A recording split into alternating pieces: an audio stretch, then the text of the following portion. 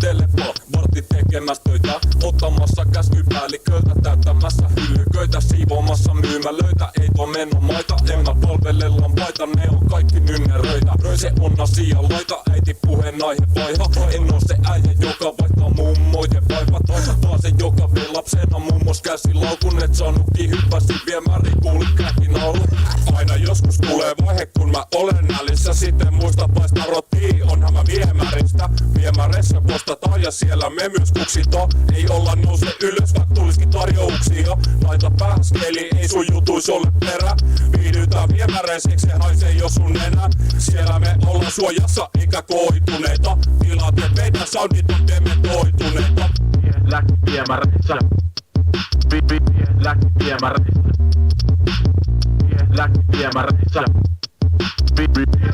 viemäreissä postaa